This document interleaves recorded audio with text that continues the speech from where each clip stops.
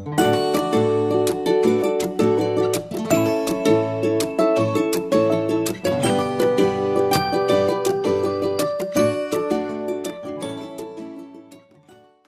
don't want sheetrock dust everywhere. It's time to paint. We have decided on a solid color with some metallic-y highlights and some bronzer gold. We haven't decided which. Right, yeah. We'll get there when we get there. Yeah. So in this step, I want to say that not all paints are created equal. I've learned that in my 40 years of painting things. And I do tend to stick to a few brands. We are not sponsored by them at any means, but I stick to Folk Art and Blick. They have been like the best for indoor, outdoor use, depending on which you're doing. They're strong, bright, vibrant colors. That's not to say, again, that there aren't other acrylics and things out there that aren't great, because they're all, you know, it's just kind of picking out a brand or a kind that you like the best. And I just happen to like the coverage and the use of Folk Art and Blick paints. I recently picked up this apple barrel stuff.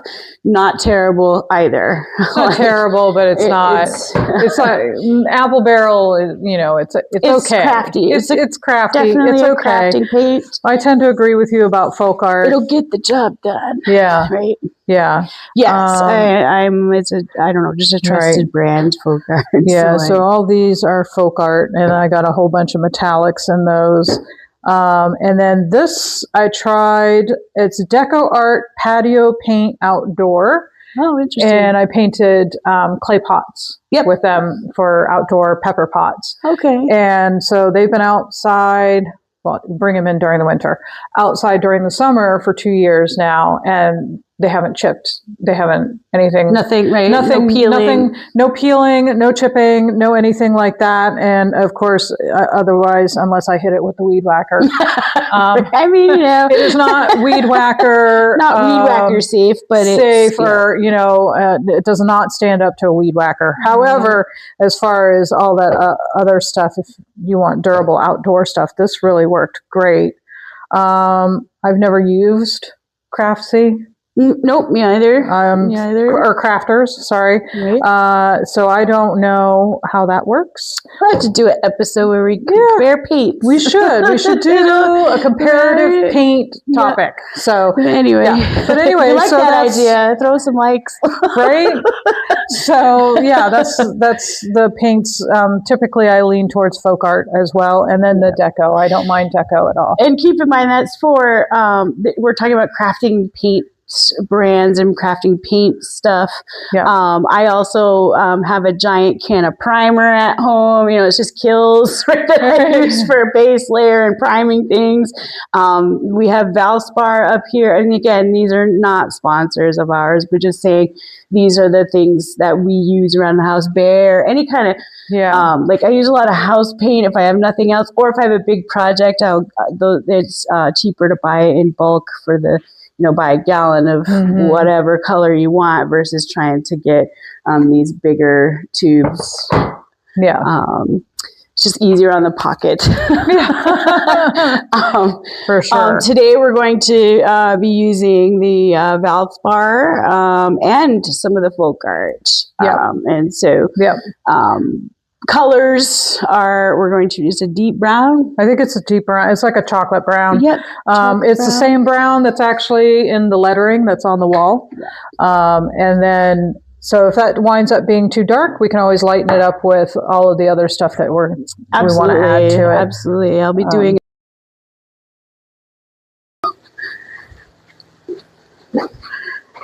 Yeah, so I think that they're becoming a little bit more, and you get the bigger oohs and ahs as well at court. Yeah, you know, that everybody's like, we're like cool. I know that your encampment was Zelda themed for a while, and it was very well done. But again, that's a medieval video game, so it's it's kind of easy to do stuff like that, right? but I give you, the challenge to take Halo and make it into a medieval encampment and make it into a medieval persona and do, I really enjoy the pictures online of medieval Star Wars. I think they're great. Darth Vader looks really good in medieval armor, or Samurai Vader. That's one of my favorites. Right. It just looks really good. And I'm like, ooh. So there are ways to create that. Right. Very nice. What your gloppins?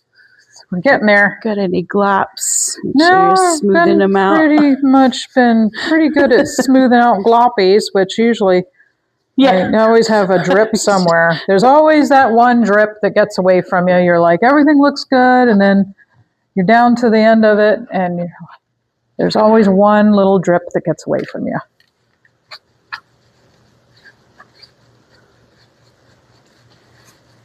Yeah, I think I love the texture of the bottom of this for some reason. Oh, the bumpy? Yeah. Yeah. Because we decided not to smooth sand it all the way down, but so we still have texture. Gives it character, a little bit of personality. And I think, are we running out? Yeah, we're down to the dregs. Okay. Use all of your paint. I'm all like, use everything. Sometimes, right, and then like a lot of the times, the projects that I've made previous to this, I'm by myself, right? You're all alone in your studio doing your stuff. I recommend collabing. If you have not collabed ever in your artistic life, I highly recommend it.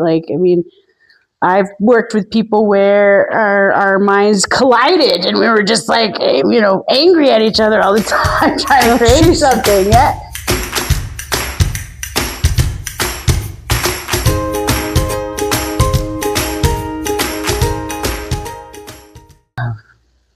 Welcome back, wildlings, to your top channel for try-it-yourself projects. I'm Deedles, and this is Faye. In today's episode, we're going to talk about cardboard furniture and how we made a coffee table. It's going to be great. It was really fun. It was a lot of fun. So without further ado, let's get into it.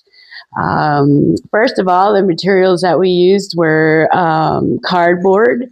We used a pretty thick cardboard. If you want to make this project, you have to decide how thick and sturdy you want your cardboard, and that'll determine later steps. And you want cutting implements. I highly recommend a box cutter.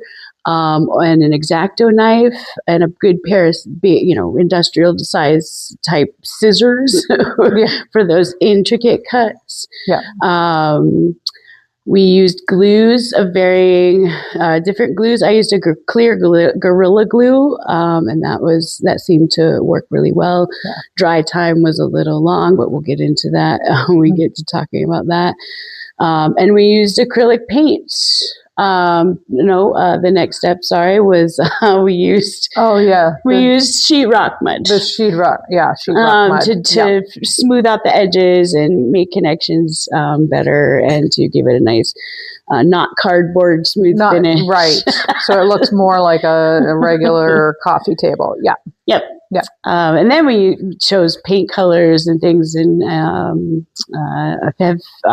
we're not quite finished with it, but you will see the final product in this video on our YouTube channel. And then there'll be pictures of it on our website for podcast listeners so they can see it as well. Yeah. So without further ado, we're going to talk about cardboard furniture in general. Yeah. It's a new area for me. I'm totally used to doing smaller projects, very whimsical projects, of course, because we decorate our Christmas tree every year in a different theme. Yeah. And so I kind of just, go, oh, we need like I have up here is the red versus blue bases, right? Because we did a red versus blue Christmas tree.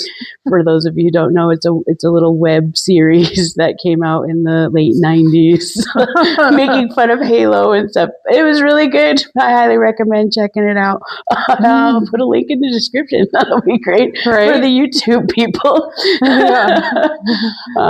Anyway, so create small things like that. And so this time it was, this is going to hold some weight. This is going to be a fixture in the room.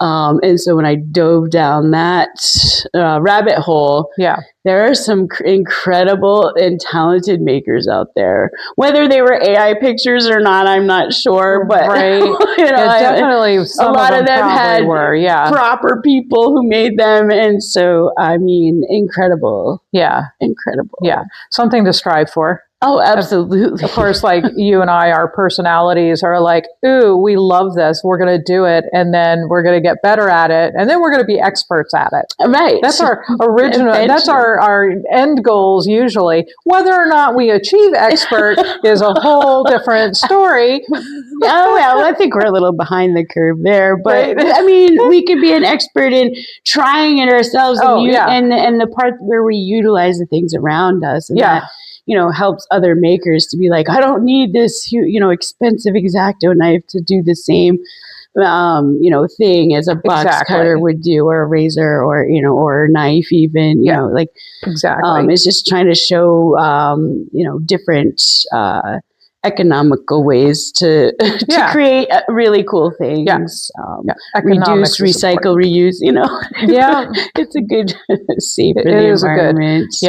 And we tend to acquire quite a bit of cardboard. Yes. And we do have a source, two sources actually. We have our husbands where they work. They can get tons and tons of cardboard.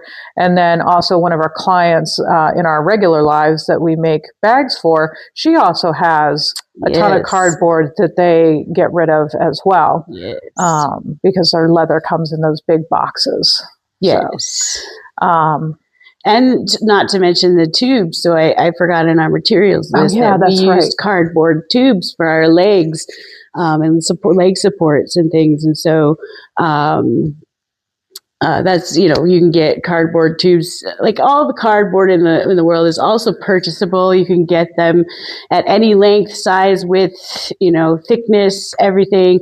But these are we're just pulling out of cardboard dumpsters and stuff. You're reutilizing or those things. And so, Yep. And in our case, the cardboard tubes, they come from fabric rolls. Yeah. So the big 60-inch rolls of fabric, the 60-inch wide rolls of fabric, and then when you're done, you've got this really thick, sturdy cardboard roll that we used for the legs and stuff. But it's interesting to see what we'll end up doing with the rest of those rolls. I mean, because I'd love to use those up.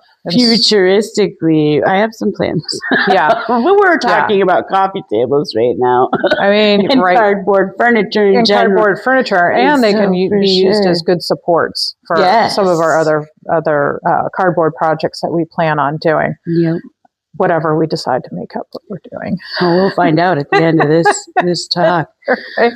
And so diving into that world was very cool. There's a lot of talented people out there, and there are some very creative ways of creating, there's shade lounges, there's desks, there's bureaus, there's tables, there's tons of different ways to do shelving and such. And, futuristically, we will explore those ways. But we're going to start today with talking about our coffee table experience and the different types of techniques that we use that are new to us.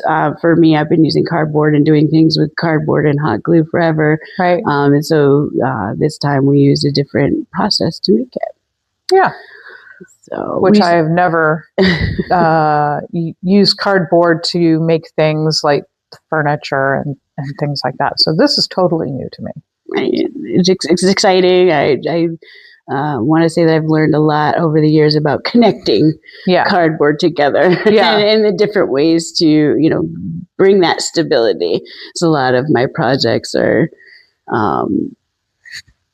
they're kind of quick and on the fly, and I have to think really quickly about how am I attaching that? Am I going to use external products outside of cardboard? Am I going to find some sort of, I'm going to use a coffee can, Pringles can, all those other different types of things. What will it look like in the end?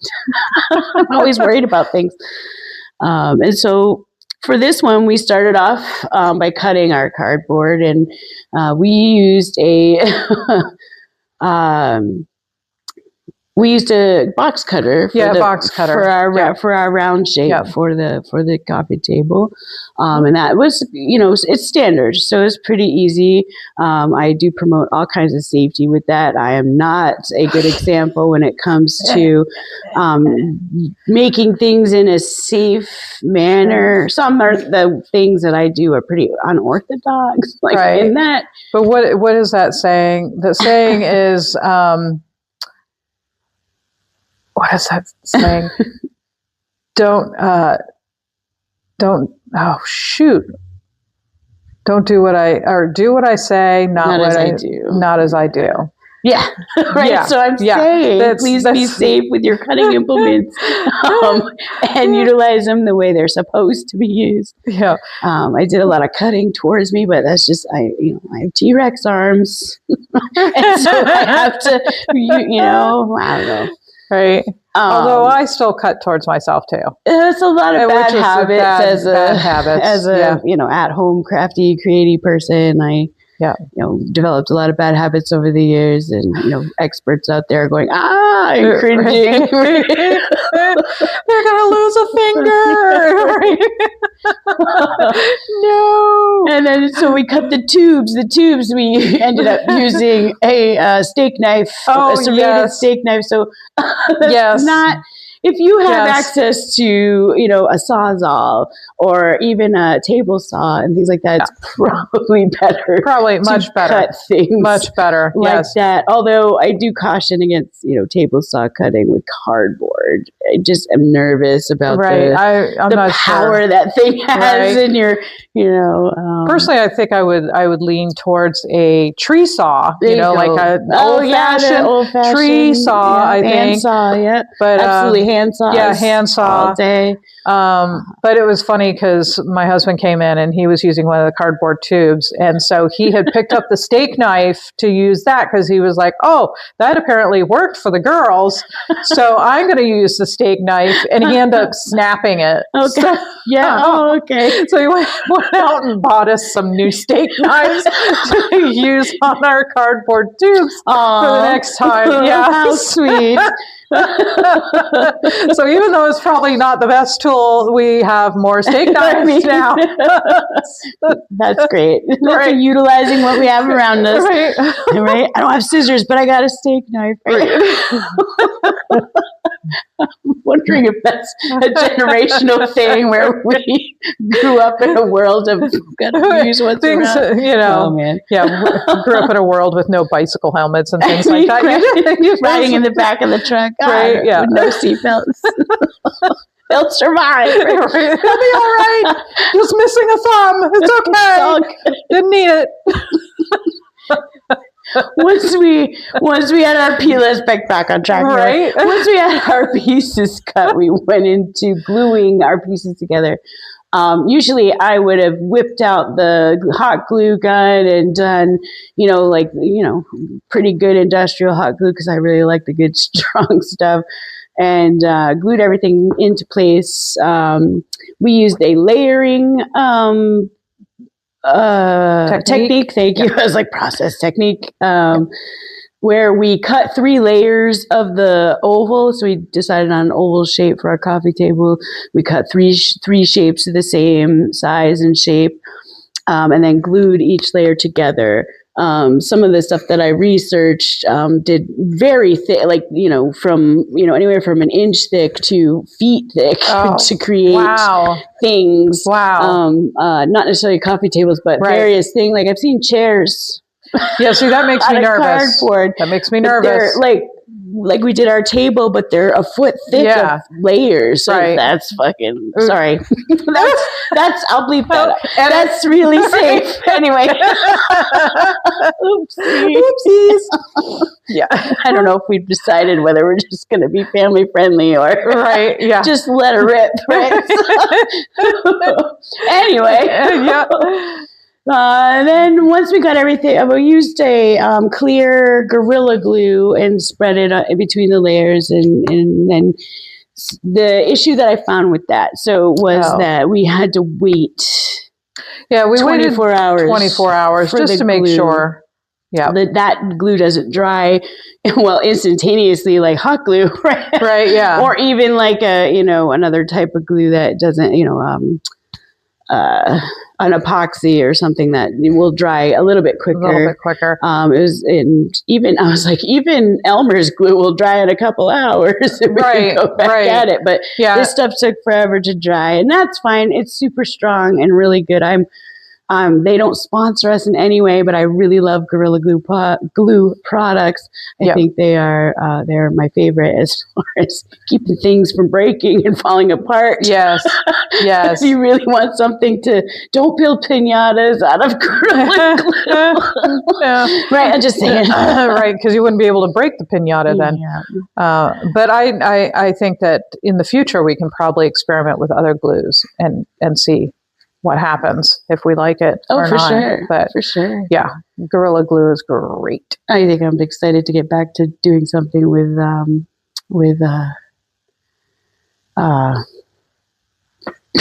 glue. Thank you. Wow, my brain just stopped in that moment. Right. Okay, so with doing hot glue, because I think it's something that I'm comfortable with and know how to manipulate and things, and so but experimenting more with this clear Gorilla Glue, different Gorilla Glues and Gorilla Glue tape and duct tape and all that, because we will have to get into some projects with masking tape and things in the future. And that's a whole other different kind of tape and things. Anyway, we'll talk about tape at a different time. Right now we're talking about cardboard. Yeah. So after getting it all glued together and having it, kind of hang out and wait, we went and did the filling. With the filling, a lot you can use whatever you'd like. You can use a clay, an air drying clay, because you need it to be dry, to prevent mold and stuff. Right. You can use a plaster of Paris. You can use the sheetrock stuff that we use. We use sheetrock mud, and you can use paper mache. Is the other, you can do out your, build out your edges and do paper mache.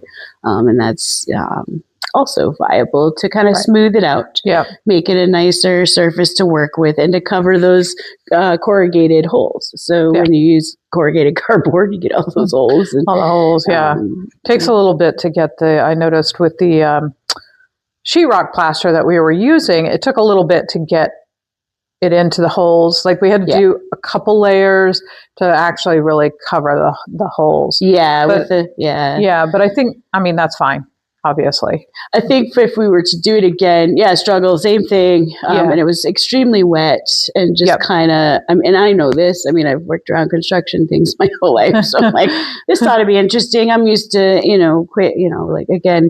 using the same materials. So paper on paper. Yes. Right? And so, doing the paper mache would have been a better process because of that way that we built it.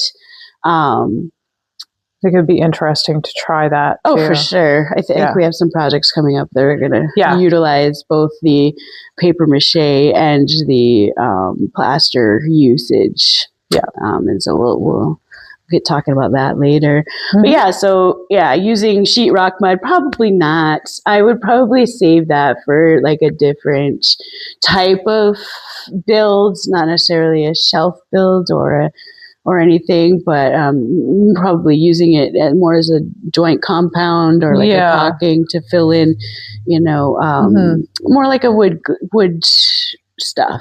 Yeah, and you like would fill it, wood filler. Yeah, so you'd use it to fill holes that you made and things like that with attaching stuff instead of. I mean, for its intended purpose. We're not using things that they're intended for anyway. So, no. Why do that? Right? It's like, what's that noise? That's no fun. So after we did that, and we took a while, and we sanded it all down. Yep. And that was really fun.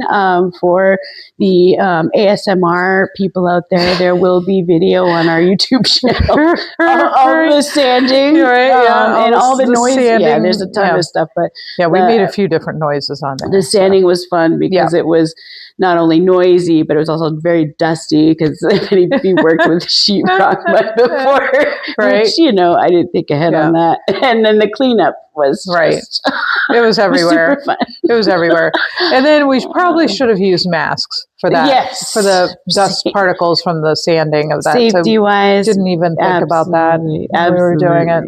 Using a rebreather or a dust mask is definitely a thing when working with sheetrock. Right. Dust or any kind of dusty type. I mean, even doing sanding wood, you should have a barrier. Yeah. So that was fun. It was a fun little project. In that, now we're at the phase where we're like, do we add more or do we just go straight to painting? Right. So we decided to go straight to painting. We liked the minimalistic look that we had come to. It was a very cool. Oval shape with the round legs, just standard coffee table, a little taller than we had originally planned. Yeah. You do want to measure ahead and cut once. Right. Yeah. I had originally said, let's do 3 feet. 3 feet tall so that would have set our coffee table up here, which then we're at desk level. Right. I've never had a coffee table that high. That's whimsical and weird. Right. It was like, oh, cool. We reevaluated, and it is about 1.5 feet, almost 2 feet. And 2 feet. That is still, it's still a little tall. We have some gangly legs, but that's okay. Right, that's okay. Yeah, short legs, and my whole life I was just, the coffee tables only come up to like my knees. I'm short. Right. So I'm like, I've always wanted to be able to stick my knees under a coffee table for some reason. And for the setup here, I think that too, when we're doing our podcast, I think that having the coffee table a little bit higher is great for, when we're putting our drinks on it and stuff. So that if you go to reach, you're reaching at your level instead of having to reach down and get your coffee cup. I was thinking ergonomically. That's it. Ergonomically. That's right. We are going to be ergonomically correct. Right. So by accident. So for sure. That's how we roll. That's how we roll. All by accident. Yeah. So painting, we chose Faye Wild's colors, the blue and the brown. They have it's a beautiful blue and a beautiful brown. You'll see pictures of it on the website, and again, visual on the YouTube channel, as you can go through and see the video of how we made it. And so it isn't quite finished in the recording of this podcast, but it will be finished by the time we load the podcast up and stuff. So there'll be links and stuff to follow, so you can go and see how it came out. Yep. And so, so I think we're going to have it in our next visual podcast, right? Yes. For the YouTube channel. Yeah. So when we're, we'll have it so people will see it as part of our. We can have like a little slideshow of it or whatever. Just So as far as what do you think of the final product? I mean, are we happy with it and things like that? Like, we can chat a little bit about that, and then we'll get talking about our next adventure project and how excited we are. Because I can't hold that. I'm like, I can't wait to talk about the next thing, because that's really where we're gonna like just take it to the next level. Yeah. Okay. I mean, why not? We're just gonna skyrocket and just go for it, and that's the motto here, is just go for it. We're just gonna do it. So I think for me, it kind of helped me with our next project as far as process goes, and being like, so the coffee table has to sit on legs and be able to hold a laptop and multiple drinks and whatever we want to place on it without collapsing and things. Right. And so I was like, educationally in the building of cardboard things, I was like, it's a new way of building and sculpting with cardboard. And so I'm like, so the wheels in the grind, are just spinning away. Before we even ended the, some of the stuff steps we were going through, I was like, and things are clicking for the next project already. And I'm just like, okay, well, let's, we got to wrap up this one first. Yeah. So. I'm pleased with how it turned out. I think it's going to be sturdy enough for everything that we want to put on it. I don't think it's going to collapse on us at all. No, we went in, and especially with the reinforcements on the legs and stuff. On the legs and stuff. Yeah. So, there were points where like, those legs, I mean, they're great and all, but they are a bit wobbly. And I'm like, it is cardboard. And we did, it was, our first time. Right. And, wobbly adds character. It does, for sure. So we're all about character, whimsy. So I don't think we have to worry about that too much. And in the end, when we're doing our podcasts or doing visuals, nobody's going to see the legs anyways. So. I mean, the legs are for us. Nobody will see the giant gouge in the bottom that we accidentally made. No, there's nothing like that there. No. But I mean, that is kind of part of the process, right? You're building things and you're just kind of like, nobody will see it. Nobody will just see it. Continue on, and you're like, why am I fussing about something nobody's going to see? Right. Sometimes, though, I mean, there's some creations I've done that you build in. I built a little mini theater that had the actual working curtains. Oh, cute! On a post. I did this poster project or whatever, and. So I was like, nobody's ever going to come up to this and utilize. So I built in the strings and everything to pull the curtain open and pull the curtain closed. And there were stairs up to the stage level, and there was it was built in. So, but I did that because, and I was like, I love those kinds of details. Little details, yeah. There will someday be somebody who is curious enough to pull the curtain back and notice that there's the strings and then it moves. Yep. So cool. I mean, those are the little things. Yeah, absolutely. That make things cool. So I'll never be like, oh, damn, I spent 3 hours trying to make that, and we just covered it up anyway. Right, yeah. Right. That is because eventually those details get to you if you don't fix them. Yeah. At least for me. Yeah. I'll just keep looking at that spot. And be like, oh my God. like, why? Why? Sarah, fix it. Yeah. For sure. So, overall, it was a really fun experience for our first trying to build actual furniture, actual things we're going to utilize and use in our space. It makes me want to create something for my home. Like, I don't like my coffee table at home. It is low. It's below my knees. And my husband and I and our dog. And so we just, we eat dinner and stuff, and it's on the coffee table. And so we're like this while we're eating dinner. Right. And I'm like, he's 6 foot whatever tall. And I'm like, I can't even imagine like how far he has to bend over to eat. And I'm like, if we just do because I've seen the ones you can buy my with the little thing that pops up. Oh yeah. And I'm like, the TV tray built in. Yep. Like, that's so the coolest thing. I owned one of those eons ago. It was nice. It was nice. Just sit at the couch and you just pull up the table out of the coffee table. It was pretty cool. In my deep dive of cardboard furniture, I'm also learning things about puppetry. That's a personal thing that I'm interested in. So it's movable mechanics with cardboard and attachments and things, and how that, for stability and, making a puppet dance or move in any way, shape, or form. And so I'm kind of like, I've seen it a little bit in the furniture, building drawers. How do you build a shelf similar to the one on the other side of Faye here, where it opens with a drawer, like a cardboard drawer, like that's something that we can, maybe delve into. We kind of have like this pretty giant project coming up. So we keep talking about it. So I'm just going to dive into, for our next whimsical project, we're going to be building shelves to add to our podcast area.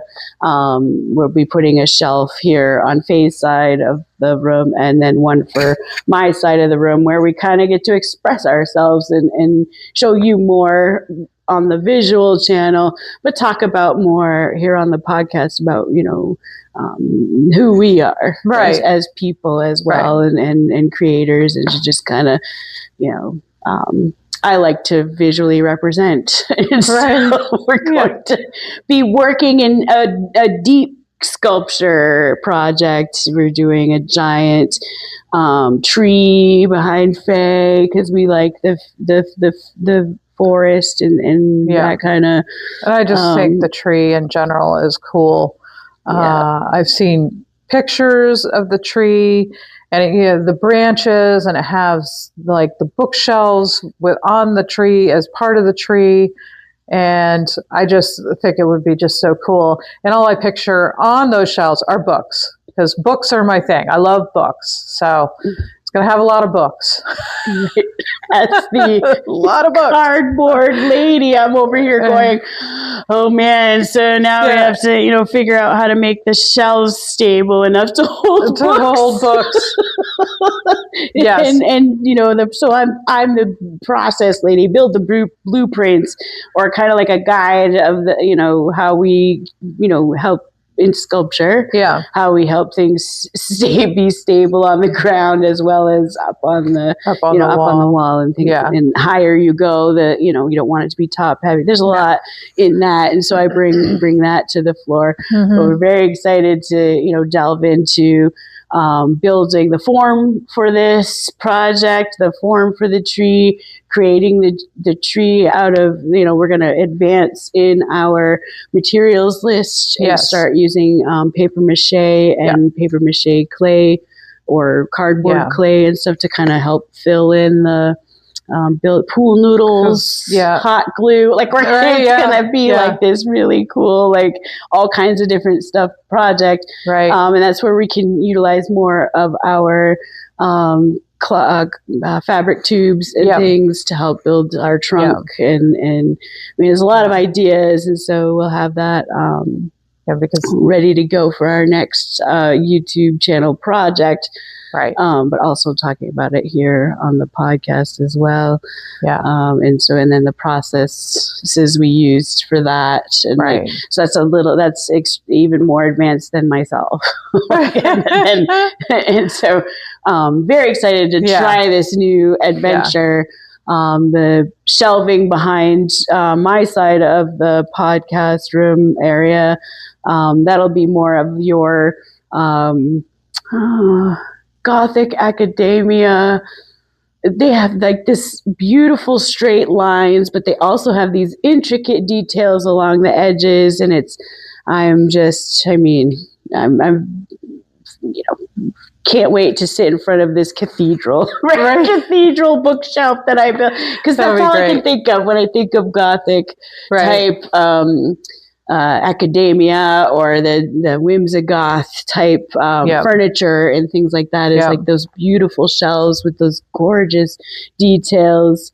I mean, I'm not a woodworker, but I will cut it out of cardboard and make it look like it's made out of wood. Yes. Right? Yep. So I cannot wait to do that. I'm also going to not just build, your standard, shelving unit, but I also will be doing some sculpting as well. I have an idea for a dragon to kind of be hanging out on my shelf. Like, yeah. So this time it's going to be a little more involved and a little more of our own, like, working on it. So Faye will work on our tree with some guidance from me, and then I will be working on that, and we'll see, where those two things take us. And it'll be super fun and exciting, and there's a lot of challenges. What if we move spaces? How do we take apart the tree to get it out of the building? So I have to build it and think about those things as we come into this build. So that's also new for me, is thinking about that futuristic, we could move spaces and things like that. And so we want to make it easy to put up and take down and move. And because we had talked about building the tree in sections so that we can actually move it. Yes. At some point, if we need to move it, even if it's in this space, move it around or whatever. Yep. That would be fun to just imagine this whole space as a podcast studio. I mean, right? Wow. I mean, we have a pretty great studio. We're just kind of like... We do. It's filled with sewing machines right now. Right. But someday to, kind of whittle down the amount of sewing machines we have and kind of expand our space a little bit. Real. Give us, because I believe in order to build these bookshelves and the tree, we're going to need quite a bit of space to work in. Yes. Because it's materials and space to be able to move around the object is going to be important. My favorite part, of course, because it's a 3D object. I just love it. I'm a good paper to pen, like the 2D, but in every 2D drawing I do too, I strive to make it look 3D. Yeah. But when I went to college, I fell in love with sculpting and having that, just, I can walk around this object and, art history as well. Those classes were incredible, just learning about, everything. Like, I think my favorites are architecture and sculpting and just those worlds are incredible. Right. And I'm just like, wow, it's just great to be like, oh, that is, either beautiful or how did they do that? It's the inquisitive part of me that goes, wow, and for the times, especially art history stuff where you're learning, how those things came to be and how they morphed from, being a little hut in the desert to the gorgeous houses we have today. Like, it's just an interesting, thing. If you're interesting path to dive down. I find history. I found history through art, so that's important thing in my life as well, as just connecting the different things with history and being like, oh, well, they used to do it like this. We do it like this now. There is a way in between to do it both ways and make it come out just as cool. Right. Yeah. That's just me. Right. Absolutely. But so we're looking forward to our next whimsical project. And going through that process with you as well. Please continue to follow us too. We have some interviews coming up with women in our community who are business owners or makers or both. And so I'm just very excited to promote their businesses. One, to chat with them about running their businesses in a positive light. We're always going to try to be positive, and we will talk about pros and cons of things because there's no other way to talk about things. Right? You should always be like, yeah, exactly. Here's the pros and cons of owning my own business. Here's the, what I found has worked, and, all the happy moments, because, we want to promote those every day. That's a day of progress is a good day. Yeah. A day of production. And just, finding out what their industry hacks are. Yeah. What has made them successful in their area. Or even talking about just the basic enjoyment that they get out of doing what they do, and either making a living or not making a living, or just doing it as a hobby, or pursuing a dream. Yes. Most of us are pursuing the dream of independence and being able to live our lives and do what we want to do without being tied down to the man. So to speak. To a 9 to 5er. To a 9 to 5er. So that's the thing is I'm accountable to myself. If I don't get it done, then that's on me. And now I have to be mad at me. Right. There's nobody else to be mad at. Right. There's nobody else to be mad at. So but it holding myself accountable to the clients we have. Yeah. And being like, yes, I can do this much by the end of the week. You know, and giving them that much and more if I can. Exactly. And being like, I was able to fit in 5 extra of this or whatever. You know, in the, piecework job that, we do on a daily and stuff like that, trying to give my all to that, so that I'm satisfied with myself as well as. Yeah, for sure. Yeah. There's a certain satisfaction of doing, hitting a goal, setting the goal for the week and hitting that goal. But I think another big part of it is, how am I spending the rest of my working life? Right. Oh, for sure. For sure. Yeah. And enjoying that. Enjoying. That's the big key. That's the big thing is enjoying it.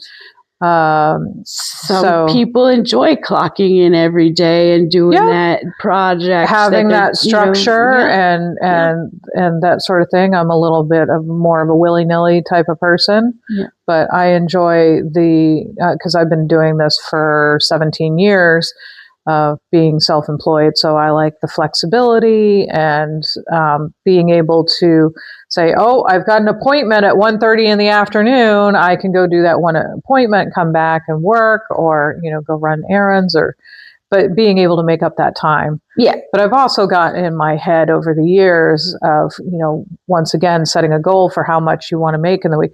I know how long it takes me to make what I'm making. Yeah. So I can actually calculate in my head, well, okay, if I take off this much time, how much money am I losing? Or I could just make it up when I come back. So, I've only been, this is my 8th year in this production world, and I'm kind of in the same, I know now, how much time I need to put in each week to hit my goals and things. And skills you learn along the way. Skills you learn along the way. They're all good. Right. And these are, and so, just spending, and I'm making time. Midlife. And so I'm just I want to create. I've always wanted to create, but I've always been kind of, not trapped, just, I guess, making the choice that it's not even a choice. I don't want to say forced, because it sounds like I was handcuffed to the time clock or whatever. And that's not it at all. No. It was just the options that I had. The options that you had in my working life since my early teens to now, have just been, I have to do this grind for somebody else. And, no matter how much you do and how many hours you work, you're still, you're not going anywhere, or not, it's not fulfilling, I guess. And so now that I'm closer to the big 50, I'm all like, all right, I'm thinking, I got 20 years left maybe of working capability. What do I want to do with it? Right. And it's a directional change. And I think that you and I working together on this project, and the more projects to come, it lends itself to us going, okay, what are you creating today? And holding each other accountable for absolutely. You love creating stuff. Why aren't you creating stuff? and then being able to say to each other, like, oh, so you said you were going to work on this. Have you worked on it? Where are you at in your projects? Absolutely. And so it's kind of nice to have that. I highly recommend it if you can find somebody who compliments you well and to be, supportive. I mean, our editor and photographer, her schedule is crazy, but we want to lift her up and support her as well. You know, that's and it doesn't have to be a her. Even if our photographer or whatever was a gentleman or a they them or it doesn't matter, as long as we are supporting that person in what they want to do with their talent. I've just, I've known these folks a long time, and it's always, oh, I wish I could do this. I wish I could do that. Yeah. And, I'm like, well, I will take the rest of my working life to support that and to lift that up for them. And the women that we interview and the, I mean, we could expand to not just women and things like that. I mean, we know, but we want to promote that specifically because we are women. Yeah. And so, but yeah, like just always lifting that up and being like, oh, you want to do this? I have a space for you for, help me pay the rent in the building or help me, keep the place clean or, Right. Yeah. Yeah. And you can utilize that space to create what it is you want, or you can teach, or you can, do whatever. Right. Yeah. I'll send people your way to your business and be like, check these out if you like X, Y, and Z. I know just the person that you need to buy things from or go learn from or Yeah. And I'm all about, the makers today and purchasing, if they're selling a product or that sort of thing, and supporting what they're doing by buying what they're making. Yeah. Especially, we have a friend that makes cat toys, which is super fun. So I always push, oh, you have a cat? Right. I know just the place for toys. Just the person for you to buy a cat toy from. And I'm a maker in another world, the medieval world. And so I've taken some of her cat toys to sell. And she makes like little shields and swords that that have catnip in them and stuff. And I sell them at the events that we sell our medieval product to, and the people really like them. They're like, "Oh my goodness!" But it is funny because they'll look at the toys, and they're made of leather. So a lot of these toys they're sturdy, and you get that one person. That's like, oh, I don't know, my cat will tear this apart. And me knowing that it's made out of leather, I'm just like, what do you have? Do you have a mountain lion?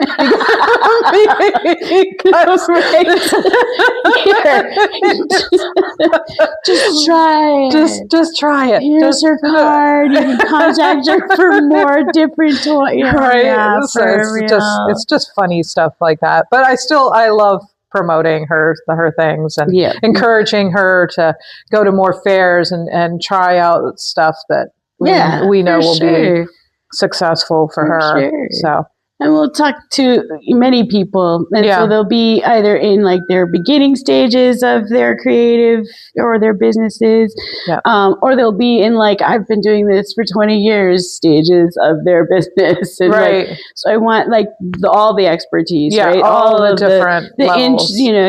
All of the interesting stuff about, because we're kind of just started. Well, I have not started a business before in my entire life, but I'm here with somebody who has started a few and can guide me through that. And so if you get a chance to grab onto that as well, somebody who will guide you through, processes that you're not, you don't know. I mean, that's always great, bridging gaps and things between,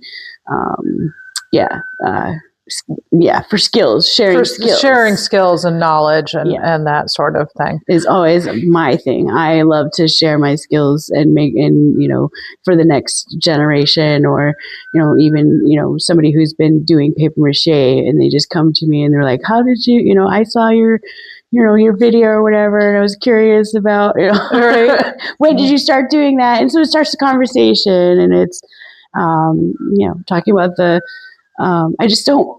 For me too, it is. I mean, I know I'm jumping all over the place, but I got a lot. That's okay. It's a lot. I'm just kind of like, That's how we normally talk to each other. From the learning, right? It's from this process. And I'm like, I don't want old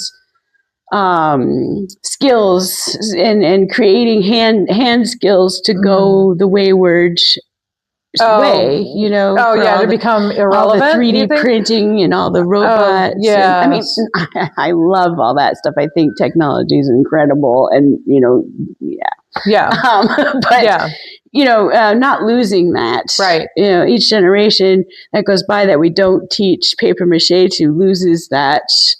You know, how to do it. Yeah. You know, I know it's written down, it's digital, it's in books and things like that, but it's the physical, you don't know until you do it aspect. Yeah. Because I mean, you know, my grandmother taught me paper mache, and I talk about it a lot. And so, because that was my first real like creations with some fun, with, you know, fun creations and stuff. It revolved around that, just good memories. Yeah. And so, you know, it's figuring out your clay to water, your flour to water ratios, and going, oh, that was too thick, oh, that was too thin, oh, that molded real quick, because nowadays I'll make a batch, but I don't use it all, so I'm like, oh, how do I store it? And so, how do I store it? Will it store very well? Exactly. You know, that all those questions. And so that's, you know, over time I can, you know, as I'm teaching these processes to other people, I'm like, so you're making this, and there are other ways to make paper mache adhesive, and so these days so I'm learning too. I love that I'm learning the new ways, and as I research for our next projects and things. So the big thing is that I just don't want to see artisanal creations going by the wayside.